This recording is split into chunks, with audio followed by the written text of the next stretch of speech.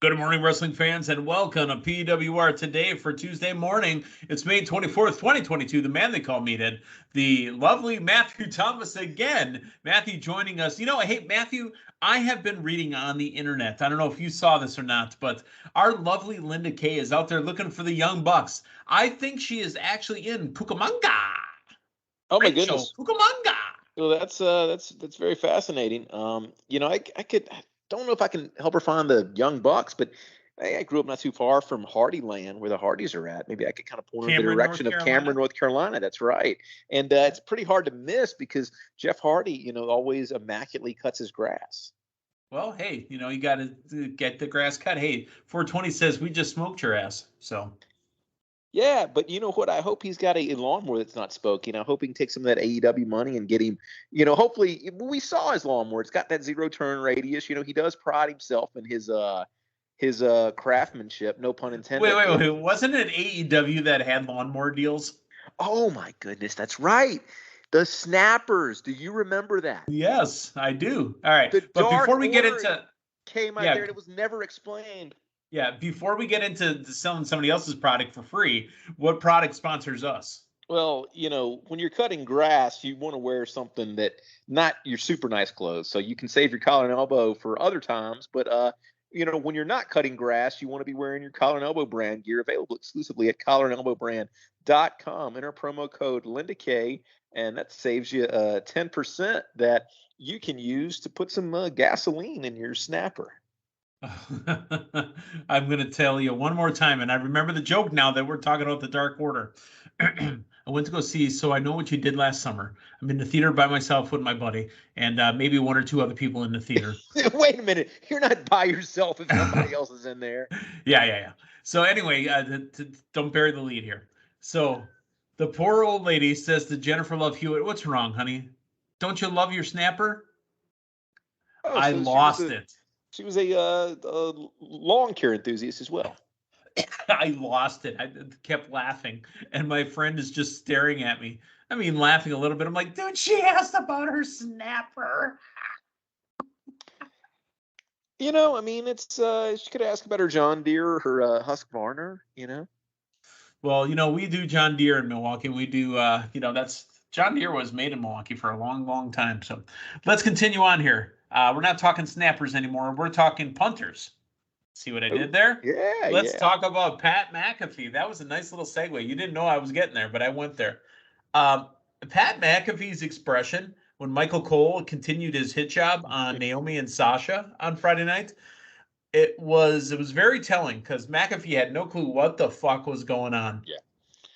Yeah. No, it was a very candid reaction from McAfee, and I don't know if you caught it. There was another candid reaction, nothing to do with Sasha and Naomi, but there was another candid reaction on Raw last night. Did you catch that? No, tell me though.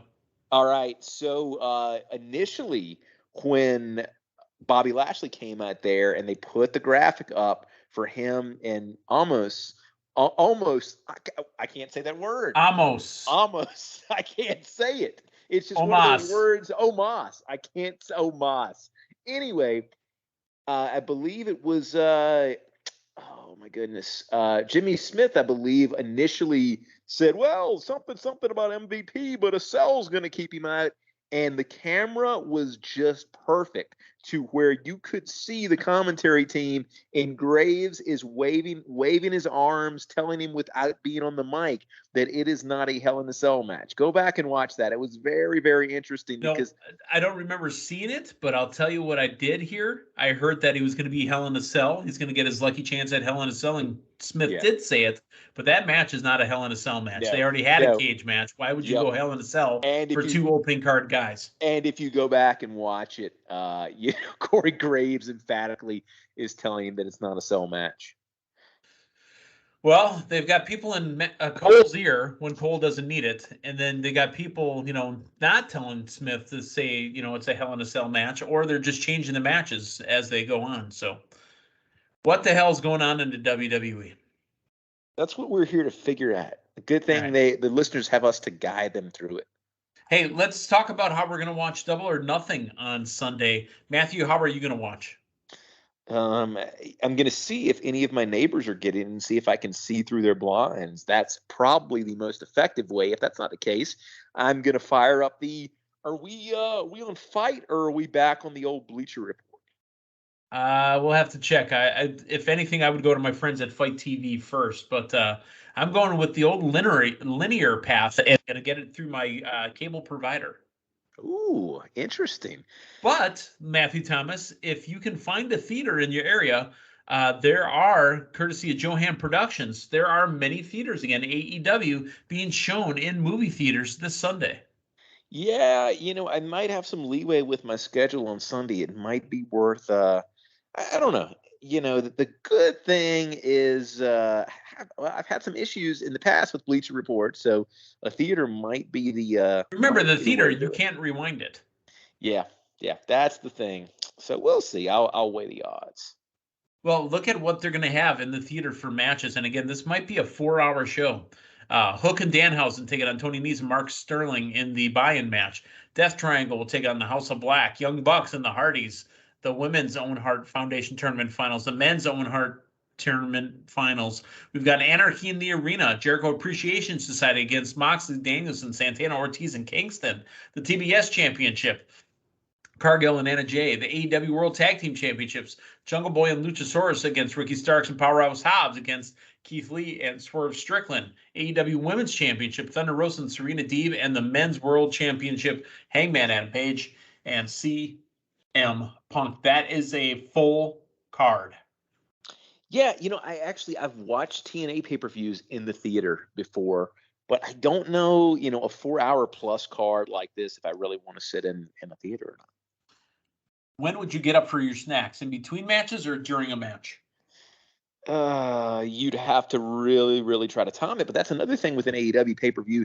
They don't historically do the the vignettes. Well, there's no commercials either. Yeah.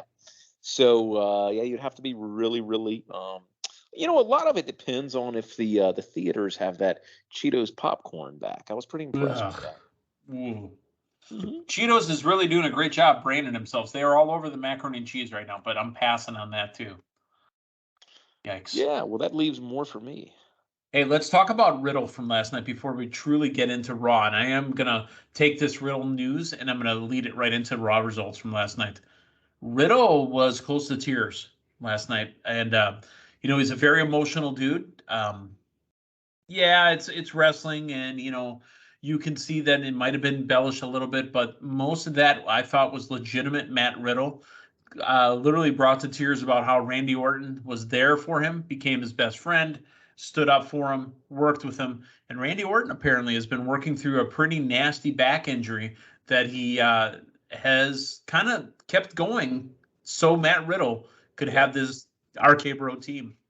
Yeah, definitely looked heartfelt, and what a duo that has really resonated with the fans. I mean, I think that is you criticize WWE sometimes for just throwing random people together in a tag team. Well, this was two singles competitors that were thrown together that the sum greatly outweighed the individual components there. And you're not going to outweigh Randy Orton, a future Hall of Famer, first ballot. I mean, but this I think really outdid what their expectations were. And, like we talked about just a few days ago, I think or maybe it was yesterday, hasn't been that long ago, but, I think Orton's stock has greatly resurged after this too, because Orton, where, in my opinion, he's always struggled is when you had Randy Orton face runs. In my eyes, it was never that believable because he was such an impactful heel. This was completely different, and this put Orton over as one of the top faces in the company, along with Riddle. I think this, this run was a great packaging of these two talents, and that's why they have been top picks in Team Nelson Mandela for the last couple of years. Well, Randy Orton, if we're buying the story from last night during Raw, Randy Orton is out with injury. Yeah, he'll be back. I think he'll be back soon. I think he just needs to ice up, remember, Randy Orton's been wrestling his life. I mean, he's been wrestling for a long time. Maybe a couple less bumps. I've really been paying attention and taking stock of wrestling. I don't know why I've really caught on to this, but I've been watching Randy Orton work. You know when there's the hot tag and then the heels start chasing at the face? Randy Orton stands in the center of the ring and he barely moves. Yeah. Literally, the guys come at him and he just helps them along, helps them along, helps them along. Randy Orton is a master of his craft. Yes, indeed. All right.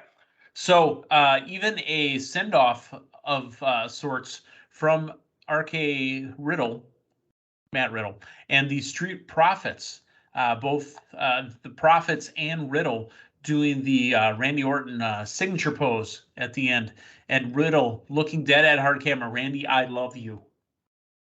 Yeah. I mean, it was scary. Honestly, it was a little creepy because it was like, did Randy die? I mean, that's how but that's how emotional Riddle was, and well, how at least he wasn't looking up to the sky like he did for a couple of weeks when Randy wasn't present. right. But I mean, literally, it made me feel, oh my God, is Randy dead? Because I believed it. He got me. I mean, I was emotionally invested in that. Maybe that's where they're going. Maybe Randy just turns up missing, and that's Riddle's slow burn heel turn is the fact that he's done something with Randy. I mean, you got all that kidnapping going on into NXT. It's got to bleed into Raw a little bit, right? Apparently. Well, let's not talk about kidnapping anymore. Let's talk about the Cody clock. Ooh.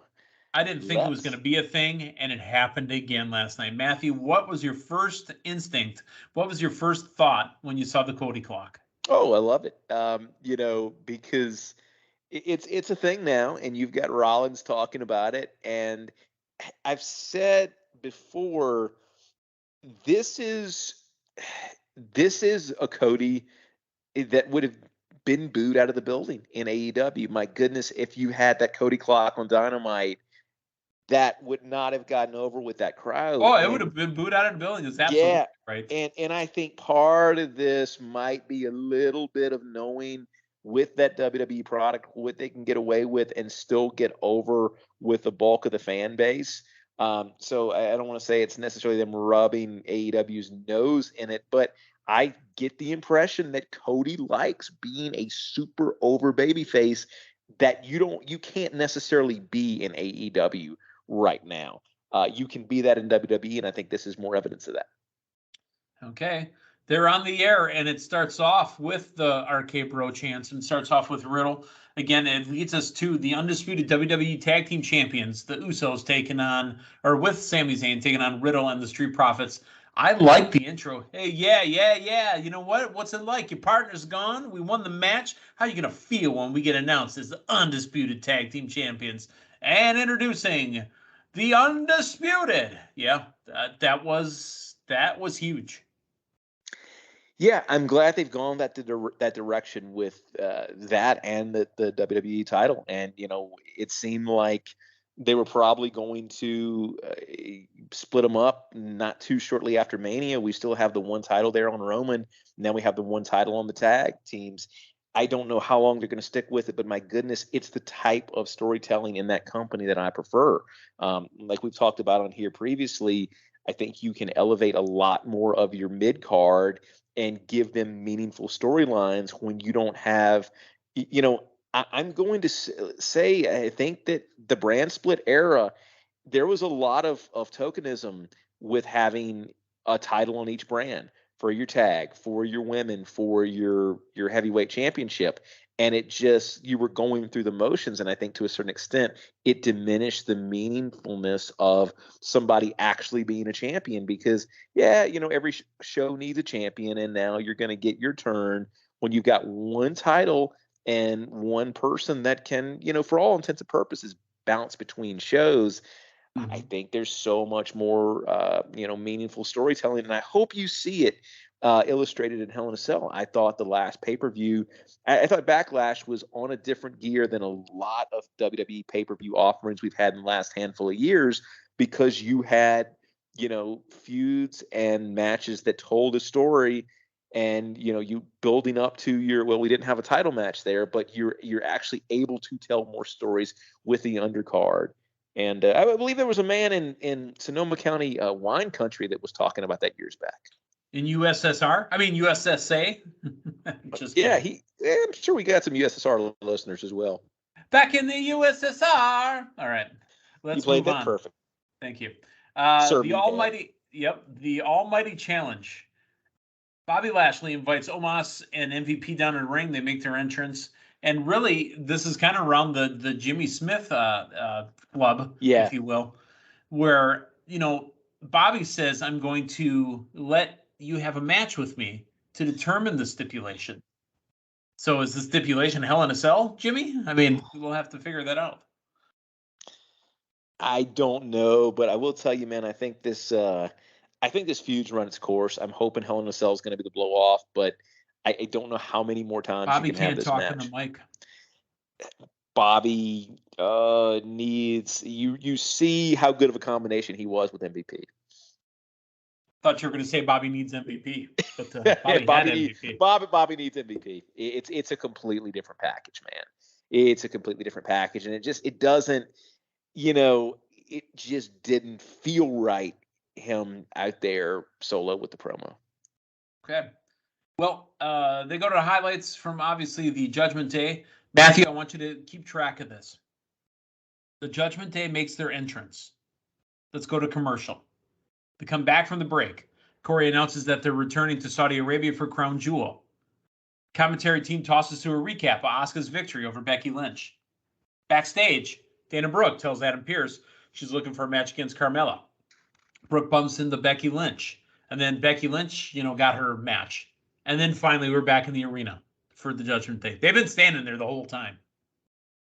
But the good thing is with the Judgment Day lighting, it's a good chance for the audience to take a little nap if they need to.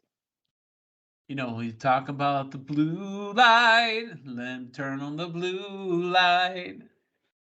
How long was that? About 15 minutes? That seems to be par for the course, man. It started some months back with Finn Balor in that spot, and that's the lengthy, just stand and wait spot. The lengthy stand and wait spot. The Judgment Day looks good, but I don't know how good and how strong they look when they stand there for 15 minutes. I do like, and I could picture this going on for months and maybe even years if Judgment Day becomes a huge thing, down the road. Damian Priest yelling up, stand up. What did he say? It wasn't acknowledge. It was stand up and respect me. What was the phrase? Something along those lines. I'll tell you what else I really like too is their entrance. When they come in, it is a very timed and staggered walk. Damian. Yep. Edge. Yep. They look good. They look good, man. They look really, really good. Okay. You don't think anybody else is going to join? They keep offering anybody to show up and join. I've heard a name, and I might as well throw it out because it's just speculation and conjecture. Shane McMahon. It's after it's Shane. It's Vince McMahon. Ooh. It's me, Austin. It was me all along. How would you feel about Tommaso Ciampa being in there? Well, Ciampa's name was mentioned last night. Yeah, but here's the thing. I'm almost concerned now about the aesthetics with having a fourth person. I just think the way that they flank each other. The three-person entrance is perfect. Yeah, I just think the way they flank each other, looks like. I don't think 4 would work. I think 5 would work. Yeah, because yeah. You're talking about your flanking, left, right, center. Yeah, and that almost calls for a tag team, Yep. Okay. Well, AJ Styles and Liv Morgan taking on Damian Priest and Rhea Ripley. Again, if you can't smell what The Rock is cooking on this one, Rhea and Damian are going to defeat Liv Morgan and AJ Styles, and they're going to beat down Styles, which they should have. Now, I have some bones to pick here. It looks like Jerry the King Lawler is going to have a King's Court segment. Oh, boy. Oh, he's interviewing Veer? Oh, boy. He's going to get physically threatened. And then the shaking legend's going to have to get saved by somebody. And then he started cracking jokes about it. You're so hairy. I heard Bigfoot wanted to take pictures with you. When you go out for a walk with your dog, they pet you. I don't want jokes. They zoomed in way too much on Veer's forehead. I was obsessed with looking at his forehead paint. Yeah. You've been obsessed with. It's not paint. It's tape. Oh yeah. No, you've been obsessed with that forehead for a little while. That dude's got a lot of hair. But the Mysterios come out. They save King, and meh. Yeah, I mean, I don't like seeing King in opportunity where he can be physically threatened. I mean, okay on the announce table, but this guy, for all intents and purposes, died some years back. While at the commentary table. Yeah. I just, man, it's just, it's an old trope that I don't think they need to go to anymore. Alexa Bliss backstage, and she cuts her babyface Raw return promo. You feeling it? Not really. I think you're in a weird hybrid ground with Alexa Bliss now, where Lily is still, it's still a semi throwback to her run with the Fiend, but it's not pure original Alexa. I think they're in weird middle ground with her right now. Okay. Well, Alexa's going to have a match with her former best friend and tag team partner, Nikki ASH, with Mountain Dew Drop, and Alexa Bliss gets the pinfall victory over Nikki ASH. Yeah, it went the way that we thought it was going to go. I think. I was actually in a store the other day. There's apparently a spicy Mountain Dew they make now. Yeah. Yeah, that just absolutely seems like a thing that should not exist. It exists, and trust me, it's on sale on the discount rack at my Pick and Save.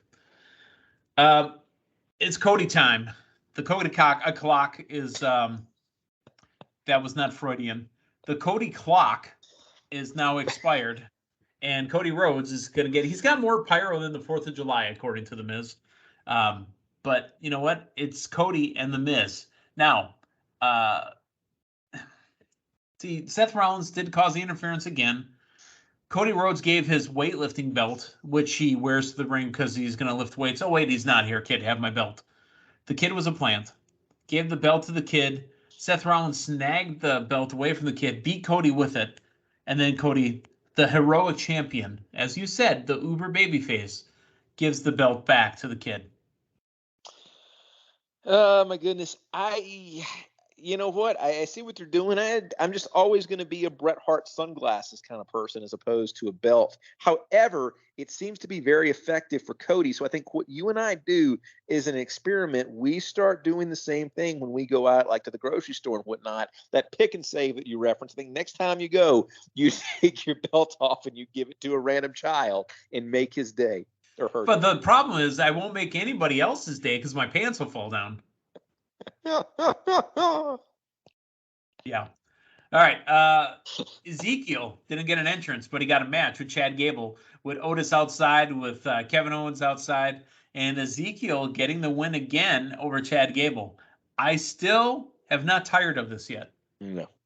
No, and I haven't tired of it, largely because for two reasons. Kevin Owens, and you just flip over to the SmackDown dial, and we've got who's that new guy over there that's head of that modeling agency? I don't even remember the guy's damn name. I can't even think of it. I know. But at the same time, they are still doing it legitimately, with all these name changes, which in his case might not be. It's something Dupree, I think. Max Dupree, which I think is probably a trade up from LA Knight. But I'm surprised, we were supposed to bring this up yesterday, and that's my fault for not taking us there. Matthew, pump the brakes on Raw. Let us talk about Max Dupree. Yeah. Yay or nay? I think what you're going to see is a change in the character and a change in the cadence. If you go back and watch that from the other night, that's not Eli. He was up in Pierce's face. Yeah, he was. That's not Eli Drake, or that's not LA Knight. It seemed like a different cadence. And I'll tell you, this is what stuck out at me. And I don't know if this was the instruction he was given, but it seemed like a much less Rock-esque cadence. It seems like he is specifically trying to change his delivery not to resemble The Rock as much. So I don't know. It's still too early, but there is a difference there. This is not just LA Knight being called up. Max Dupree. The reason it's Max Dupree is because it was Eli Drake. LA Knight. Max Dupree. All right? He's going to work with that. We've only seen him once on SmackDown proper. His line of, I've got talent that could walk the runway in Paris or the runway at WrestleMania. That's not bad. Okay? LA Knight was an awful, awful name. Hopefully, Max Dupree gets some music too. And it hopefully doesn't sound like that LA Knight music. And we hopefully see him wrestle too. Hopefully he's not coming in just as a mouthpiece or manager. Well, you never know. He might be running the role that Adam Cole was supposed to do before Adam Cole said, "Yeah, bye-bye, baby." I know he's on a different brand now, but if we're going the MVP ride, man, wouldn't he look very good championing Bobby Lashley? Oh yeah. Max Dupree as the mouthpiece for Bobby Lashley. I like that. Okay. Ezekiel defeats Chad Gable via pinfall, and let's talk Bobby Lashley versus MVP 1-2. The brain starts ticking. All right. MVP defeats Bobby Lashley via countout because Lashley was concerned with Omos outside the ring. Yeah, again, this has kind of reached its expiration date with me. I reached my expiration date before WrestleMania. Asuka and Becky Lynch. Now, if Lynch wins, she gets added to the Raw Women's Championship match at Hell in a Cell. I think this was a miss by commentary. The whole time that I heard them start chanting, "Let's go, Becky," the rest of the crowd or the production pumped up, "Let's go, Asuka." Okay? I think everybody should have been chanting for Becky because then we get a triple threat match. Yeah, absolutely. And Team Nelson Mandela gets a combatant in a specialty match. So it's a win-win for everybody. Yay. A triple threat's not a specialty match. Oh, but a Hell in a Cell is, right? Isn't this a Hell in a Cell match? Oh, no, that's for Lashley and Omos. Ooh. Okay. I don't know if it is or not. Do you know how confusing this is? Like, your Hell in a Cell pay-per-view, such and such is Hell in a Cell, but it's not necessarily a Hell in a Cell, which is, right. I mean, it's a good thing because, like, remember when TNA tried to do it with Lockdown and put every match in the cage? Yeah. And it just kind of lost a little bit of its effect. But, right. Yeah, that's where it gets tough with Hell in a Cell is with gimmick pay-per-views, yeah. Mm-hmm. Exactly. But, So the only ones that I know for sure in the cell are Cody and Seth. Mm-hmm. And that's it. Yeah. Interesting. So I do believe the girls should be in the Hell in a Cell. I think you got be in there. Yeah, we got we don't have much time for this to develop. It's only 2 weeks away. We got back-to-back wrestling pay-per-views. Mm-hmm. So a lot of wrestling action coming. A lot of wrestling action. So Becky wins the match against Asuka. She is going to Hell in a Cell in a match. That's a 3-way. And she'll be going up against Asuka and Becky Lynch. I think Bianca Belair will take on Asuka and Becky Lynch and retain. That's just my thought. Yeah, now you look at the length of the the title reign, I think you're probably right. I mean, because if you think about it, they pulled Sasha and Naomi out of that mix, but the whole thought was to keep Bianca strong. Yeah, and just we've seen it for a while, but my goodness, just how great is Becky and anything that she chooses to do. I mean, as far as somebody being comfortable in her own skin and any gimmick. I mean, she was on there last night wearing Jerry Seinfeld's puffy pirate shirt. Yeah, but I don't want to be a pirate. It worked. No explanation was needed. That's what Becky's gonna do. With the green mist still in her hair. Yeah, but I don't want to be a pirate. All right. Well, I normally don't want to do Wednesday mornings, but folks, I am here. I'm just kidding. I love to do Wednesday mornings with you guys. Matthew, you and I again tomorrow. Yeah, and I mean, much like Joe Gacy, we're going to create a nice safe space for you, Meathead. Well, I mean, I saw him in his idea of safe space when we were over on the grassy knoll. Oh, that's right. We did. Man, that's really cool. How often do you on the grassy knoll? I don't remember seeing that on the pay-per-view proper on TakeOver. It was out there. I just never saw it. No, I saw it. It was a short vignette, or maybe it was of the previous week. It might have actually been the previous week NXT. I can't remember, but yeah. And I mean, the cool thing about that too is there was not many other people on the grassy knoll that day.